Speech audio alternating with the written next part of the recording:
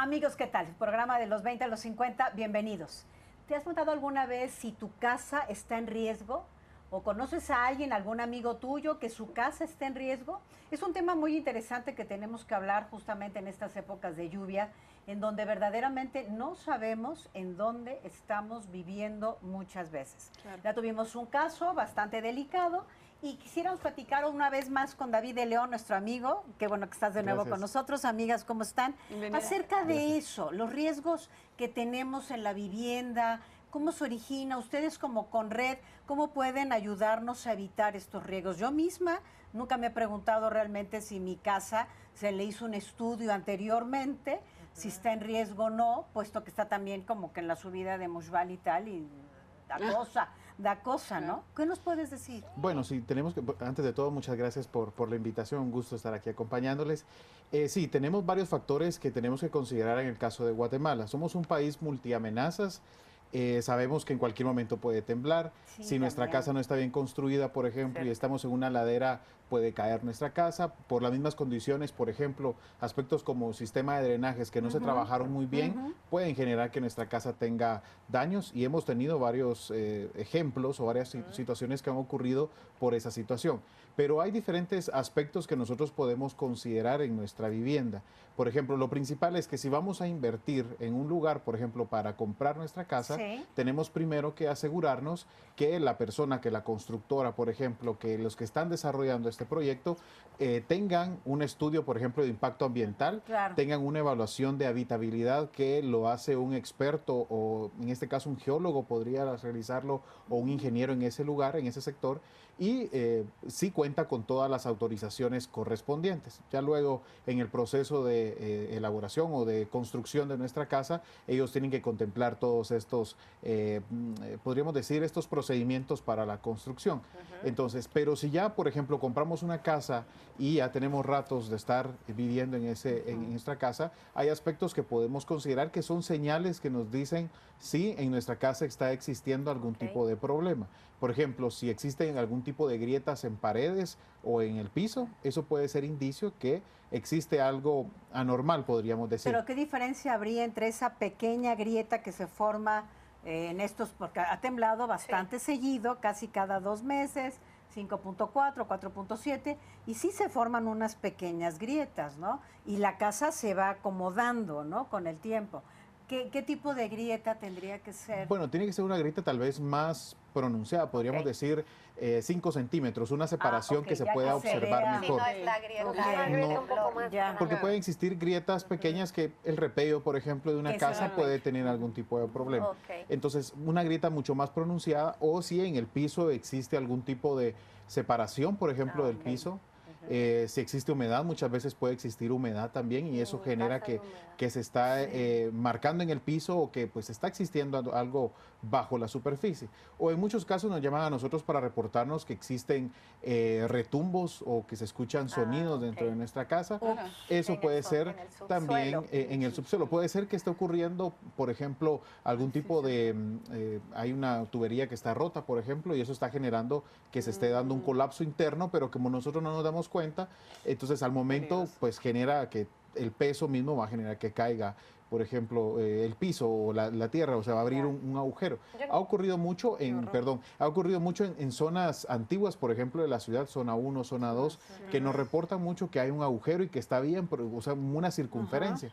Y luego, al hacer la evaluación, se identifica que fueron pozos que antes se utilizaban o sea, se utilizaban para eso, pero que no fueron sellados completamente. Entonces, ahí lo necesario de considerar ciertos aspectos. Pero esas son señales. O que una maceta se esté moviendo y nosotros decimos, bueno, la maceta siempre se corre, alguien la está moviendo y tal vez no hay nadie más en nuestra casa. Yo creo que es parte de la responsabilidad de nosotros como personas el mantener bien nuestros establecimientos, carreteras y todo, porque yo me acuerdo, no sé si, yo creo que aquí hay varias que vienen en carretera, de verdad, cuando se deslavó la carretera, literalmente, una casa que quedó como en el aire. Yo me acuerdo esos tráficos, o sea, esas personas no solamente cometieron el error y la casa se les vino abajo, sino que paralizaron la ciudad un sector de Guatemala por completo. Entonces creo que es importante no solo pensar en ti, en cuánto te vas a ahorrar o en cuánto menos trabajo te va a costar realizarla, no, Hay que pensar, bueno, ¿será que esto me va a afectar a mí y a los que me rodean? Porque todos nos vemos afectados cuando algo de este tipo sucede. Sí, eso Sí, fue sin algo duda, que eso fue tremendo, tremendo. ocurrió Una casa... en el 10.5, es el kilómetro ahí en ese lugar. Y es lo básico que tenemos que considerar. Por ejemplo, si vamos a utilizar o vamos a realizar un tipo de construcción como esta casa, tenemos que considerar factores de obras de mitigación para evitar que la tierra se venga, que fue lo que ocurrió ahí. Entonces es necesario utilizar ese tipo de protección del taludo, protección de la montaña para que esto se detenga. La pared de contención. Así es, y se dan cuenta en ese mismo sector, pero a la vuelta existe toda una construcción de obra de mitigación. O sea, es un trabajo que se tiene que realizar de esa manera, de protección. ¿Qué se puede hacer en una ciudad como la nuestra, que crece tan rápido? Porque yo a veces me recuerdo el área del Boulevard Los Próceres, digamos, casi empezando cuando empieza a contar los kilómetros para ir a Salvador. Y yo creo que ir ahí antes, cuando yo era chiquita, era ya lejos, pues, digamos, o sea, todavía... No, era carretera, literalmente carretera. Yo vivía en El Salvador y venía en Semana Santa a Guatemala, y yo me paraba en el mirador, en lo que hay un café ahí, no sé cómo se llame, pero eso estabas en la carretera. La ciudad empezaba mucho en Reforma, pues, o sea... ¿Cómo se hace entonces en una ciudad que crece tan rápido? Porque eso estoy hablando de no más de 20 años, 20 que años, es bastante rápido para... 15, por todo, favor.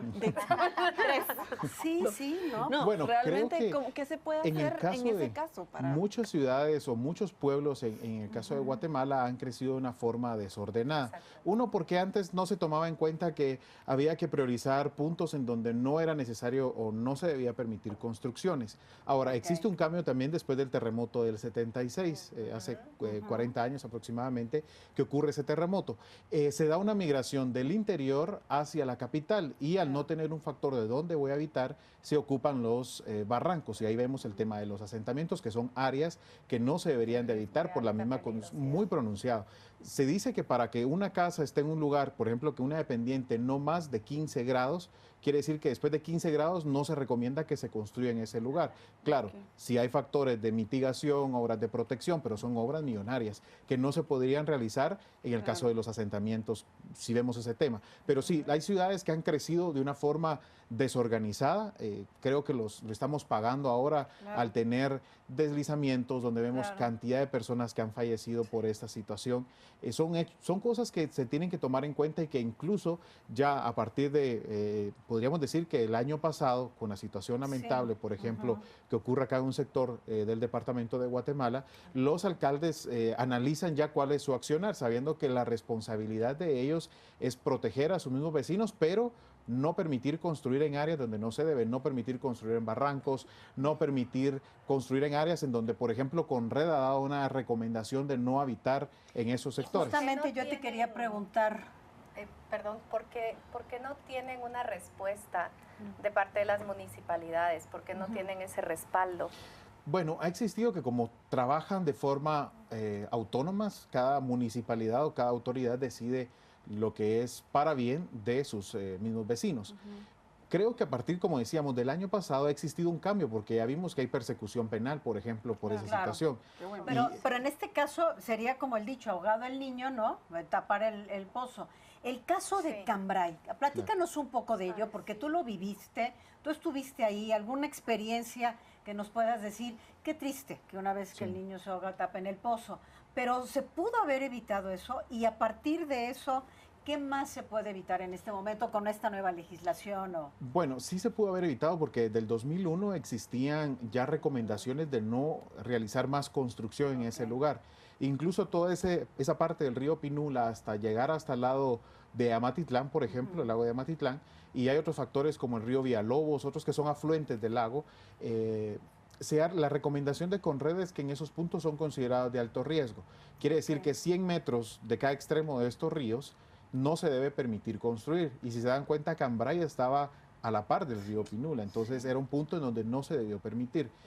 Puede que en el 2001 ya existían algún tipo de construcción, algún tipo de viviendas ya en ese lugar, pero lo que se debió, en este caso, ya no autorizar fue construir más viviendas, realizar más proyectos. ¿Y eran asentamientos irregulares? Así es, sí, es.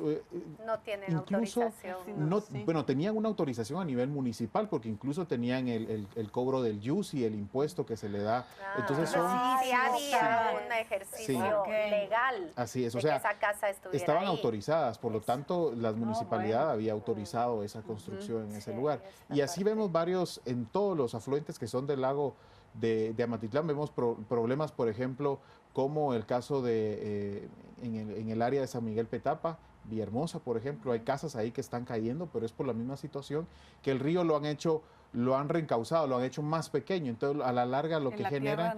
Sí, entonces, y no hacen un trabajo adecuado del tema de drenajes y eso genera a su vez que se corte el talud, que se dé ese deslizamiento y por lo tanto los problemas que se presentan en esos lugares. Entonces hay varios puntos, pero sí, a nivel municipal se tienen que realizar todo un trabajo con las municipalidades, el hecho de no permitir construir en áreas donde no se debe y evitar tragedias como las que ocurrieron hace aproximadamente un año. Pero sí nos decía que del 2001 para acá hay un cambio. Ya hay una mayor responsabilidad de parte de... Podríamos decir que en el 2001 se emite esta condición. Incluso fue el primer acuerdo gubernativo que ha salido con las autoridades dando a conocer la importancia que es un punto de riesgo. Las demás son recomendaciones de Conredo, una declaratoria de alto riesgo que emite el Consejo Científico. Pero el cambio se ha dado a partir del año pasado, por ejemplo. Cuando ya las municipalidades ven que hay persecución penal, entonces ahora no quieren... es parte de su trabajo el evitar construir en áreas donde no se debe. Y acá es importante que también, no solo la culpa es de las autoridades, sino que nosotros como vecinos tenemos que respetar lo que la autoridad está diciendo. Si la autoridad está diciendo que, bueno, en este mi terrenito yo quiero vivir, pero resulta que es una inclinación, es que está bonito a la par del río, me queda, no sé, podríamos ver que el paisaje es muy bonito, pero si es muy peligroso, es mejor no construir ahí. A no ser que queramos invertir en obras de mitigación, que eso sí se puede hacer. Claro, pero yo creo que también la municipalidad tendría la oportunidad de ofrecer otros lugares, otros terrenos, ¿no? Donde tuvieran la seguridad de que no va a haber ningún problema. El hecho es que por permitir estos asentamientos irregulares en su inicio, porque después se fueron regulando, pero en su inicio fue irregular, debe de haber muchísimos en todo Guatemala que todo su terreno es accidentado. Cuando volvamos del corte, David, nos gustaría que nos platicaras algunas de tus experiencias que viviste en el Cambrai. Yo sé que algunas son muy fuertes, pero bueno, las que tú consideres prudentes para hacer conciencia a nuestros amigos de la importancia de saber cuáles son los riesgos. Es realmente un drama lo que se vivió en el Cambrai, va a ser el aniversario, pero todo esto tuvo que haber dejado una lección, un aprendizaje. Y quisiéramos platicar un poquito con David, como te preguntaba hace un momento, ¿cuáles fueron tus experiencias en el momento que sucedió? Bueno, cuando ocurre esta situación nos reportan en horas de la noche, hablaban de primero una inundación, después era un deslizamiento. No teníamos la magnitud porque como fue a las 9 de la noche, hasta ya las primeras horas del siguiente día es cuando ya se puede tener una mayor magnitud. Cuando vemos las fotografías, por ejemplo, llegar al lugar, observar todo ese material que bajó, sí es, uno dice, wow, ¿qué pasó? Increíble lo que ha pasado aquí, o sea, sorprende. Los reportes eran de 300 personas, 600 personas en un momento, porque en un momento de emergencia la información puede llegar, incluso el reporte que teníamos era de 1.200 personas y decía uno, no puede ser 1.200 personas, hay que tener... porque, o sea, es impactante la cifra, pero también ver la magnitud de lo que, a cómo se presentaba ese deslizamiento, era creíble también en un momento determinado. Pero ya luego se pudo verificar, se pudo tener información que lamentablemente eran alrededor de unas 300 personas que estaban en este lugar, que es lamentable la situación. Son muchas experiencias, conocer historias de cerca, ver cómo en el momento mismo de la emergencia, 3, 4 días, como anda uno con adrenalina, coordinando, realizando llamadas, verificando en el lugar. Muchas veces ya cuando la situación va calmándose, uno se sienta y se pone a meditar y decir, wow, es increíble, porque ver, por ejemplo, a una abuelita con la fotografía de su hija, de su nieta, perdón, llegando a buscarla a los centros, la señora lloraba, pedir ayúdenme, no sé dónde están, y uno no tener ni la certeza de dónde, porque ¿dónde? ¿Por dónde o sea, empezar? ¿dónde le digo que está? Si no está en ningún sector que se ha visto en los albergues, por ejemplo. Son situaciones que verdaderamente uno dice, ¿cómo hacer para que ya no más personas vivan en esos lugares? A ver, David. ¿Y cómo hacer? Es cuestión, no sé, podríamos decir, tanto a nivel, yo creo que es un factor cultural, a nivel de autoridades, no permitir lo que hablábamos en el lanzamiento anterior, no construir en esos lugares, pero también yo no llegar y asentarme en ese sector. Sí, pero ¿cuántas veces lo que decía, lo que tú decías, cuántas veces no, y todos somos culpables de eso en diferentes aspectos de nuestra vida, de, ay, no pasa nada, y hacer las cosas medio mal hechas, o hacer las cosas tal vez no de la mejor manera, o querernos ahorrar una cosa, o ay, voy a hacer mi contacto y entonces yo creo que, o sea, es que uno siempre, todos somos culpables que en algún momento lo hemos hecho, hasta para comprar una cosa en una tienda o hasta para algo así. Yo creo que es esa cultura que tiene que parar, porque nunca nos imaginamos que nos va a pasar, y obviamente uno siempre dice, aquí nunca ha pasado, pero es que de que nunca ha pasado a que es una tragedia es una vez, o sea, Sí. Creo que todos los aspectos negativos que surgieron de esta tragedia, algo positivo que se puede rescatar es cómo los guatemaltecos nos unimos. Si se dan cuenta, la ayuda se pidió, todo el mundo quería ayudarse, quería ir, la gente se involucró, porque al final todo el mundo sabe que estamos mal, que nuestro país está mal, y todos queremos ayudar porque nadie quiere estar en un país donde tantas cosas malas pasen. Entonces, por lo menos, aunque sea llevando algo de comer, aunque sea, todo el mundo contribuyó. Entonces creo que es un ejemplo de cómo los guatemaltecos, cuando en serio nos proponemos algo, lo cumplimos. Lo triste es que es hasta que se deslava, hasta que se mueren, nos unimos. Claro. Pero David, una cosa que yo te quería preguntar. En el 2001 ya se tenía un reporte, ¿ok? Muchos años después sucede la desgracia que se tenía prevista. Pero también tenemos que tener en cuenta que el clima ha cambiado diametralmente, ¿cierto? Que la tala de árboles nos ha llevado a mayores lluvias, a mayor calor, a mayor frío. ¿Cómo podemos hacer consciente a las personas que no es el clima de hace 10 años? Que no van a ser los 2 meses de lluvia fuerte, fuerte, que no va a ser el mes de frío, frío, fuerte, sino que ya no sabemos ni qué esperar porque cada año cambia. Y obviamente del 2001 al suceso, ¿cuántos estudios se hicieron para saber que cada vez había mayor lluvia y que en un momento dado esto iba a colapsar más pronto de lo que se previó en el 2001? Bueno, en el lugar incluso desde el año 98 se tenían ya indicios, porque hablamos, por ejemplo, con el huracán Mitch, que afectó también en octubre del 98, se tuvieron los primeros deslizamientos en ese lugar, y los cuerpos de socorro llegaron a realizar las evacuaciones en esos puntos. Entonces, luego de todo el análisis, porque 98, 99, con todas las temporadas de lluvia, inclusive ellos hablaban que ellos observaban que poco a poco la tierra se tenía un problema, pero decían, no, primero Dios, no pasa aquí esa situación, y eso es parte de lo que aquí no va a pasar nunca. Ojalá que no me pase a mí. Ese relax. Sí, entonces se tenía, entonces en el 2001, con todos los estudios que se hicieron, se emiten esta declaratoria de alto riesgo en todas estas áreas. Entonces, es cierto, los guatemaltecos nos unimos al momento de una tragedia, pero también nos podemos unir para evitar que ocurra ese tipo de tragedia. ¿Cómo hacer, por ejemplo, el hecho de en mi casa puedo venir, y si vivo en un área alta, por ejemplo, y mi sistema de drenajes está cayendo al río, pero está cayendo de una forma que es lo que regularmente se observa, por ejemplo, que sale un tubo y ahí sale todo el agua? Eso nos está generando que el suelo se esté erosionando, y yo voy a salir perjudicado 13, 14 años después. Entonces pasa que en muchos barrancos existe ese sistema, por ejemplo, que no se da un manejo de drenajes adecuado, y ahí tenemos las consecuencias. Y es un problema, como decíamos, que se da 10, 15 años después. El problema también de la tala de árboles es algo que también está ocurriendo mucho. A principios de este año, en marzo, tuvimos un problema en el volcán Chingo, en Jerez, Jutiapa, que es un área de riesgo, que ahí se está lavando, por ejemplo, este volcán. ¿Por qué? Por lo mismo de deforestación, es un área en reserva, alguien le dio fuego, como regularmente decimos acá en Guatemala, se provocó un incendio en ese lugar, y fue un incendio mixto. Estamos hablando que fue en la parte alta, pero también en las raíces.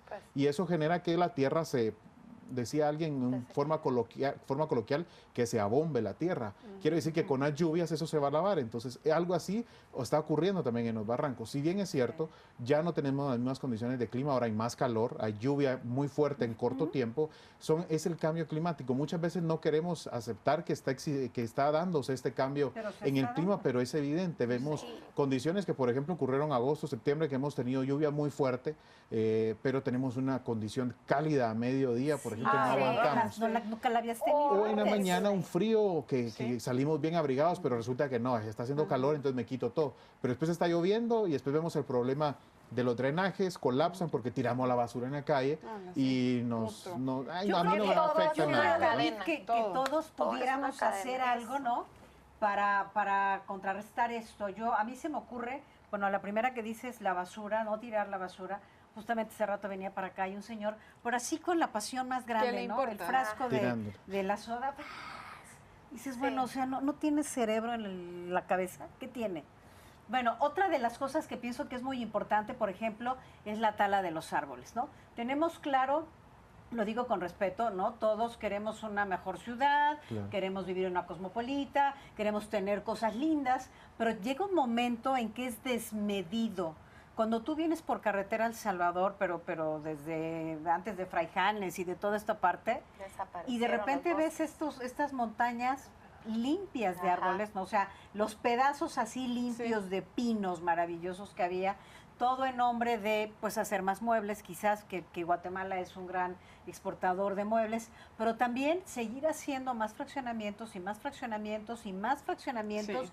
Hombre, yo entiendo que estamos creciendo como ciudad y cada vez viene más gente del interior a vivir aquí, pero tenemos que poner un alto, tiene que haber una reglamentación muchísimo más dura para evitar que sigamos acabándonos los árboles.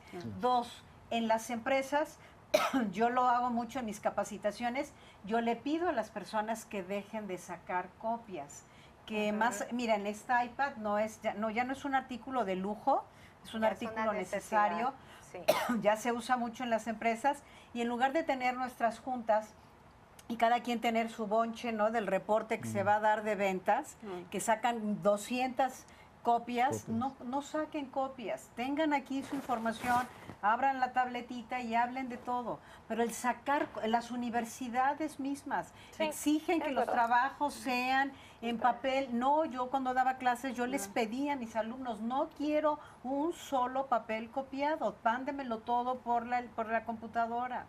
Crear esa conciencia, porque esa tala de árboles va a acabar con todo. Y en un país donde estamos en un terreno muy accidentado, ¿qué otra cosa nos puedes ayudar a...? Hay varios factores que tenemos que considerar. Uno es, por ejemplo, si vamos a utilizar los árboles, por ejemplo, para nuestros muebles, también tener una campaña como para poder reforestar. Y esto podría ir vinculado en el tema. Hay campañas que han realizado, pero consideramos que se hacen de forma desordenada o se hacen en un tiempo que es moda, por ejemplo, y ir a tal lugar a hacer.